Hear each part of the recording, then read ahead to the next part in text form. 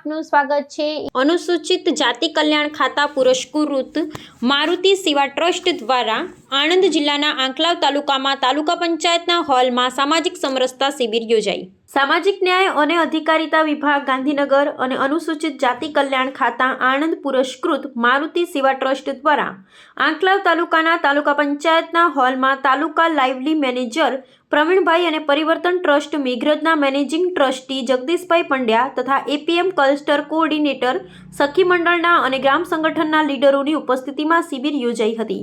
સૌપ્રથમ આવેલ મહેમાનોનું શાબ્દિક સ્વાગત કર્યું અને મહેમાન પરિચય બાદ પુષ્પગુચ્છથી સ્વાગત મારુતિ સંસ્થાના ટ્રસ્ટી હિતેન્દ્રસિંહ દ્વારા કરવામાં આવ્યું।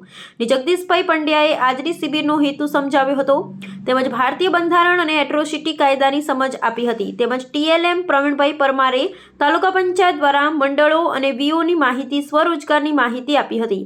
ત્યાર પછી પરિવર્તન ટ્રસ્ટના જગદીશભાઈ પંડ્યાએ સરકારની વિવિધ વિભાગોની કલ્યાણકારી યોજનાઓની માહિતી અને મેળવવા શું દસ્તાવેજો જરૂરી છે લાભ લેવા માટેની પ્રક્રિયાની માહિતી આપી હતી। બહેનોએ પ્રશ્નોત્તરી કરી શિબિર રસપ્રદ બનાવી હતી। આ શિબિરમાં આશરે 50 થી 70 બહેનો સહભાગી બન્યા હતા।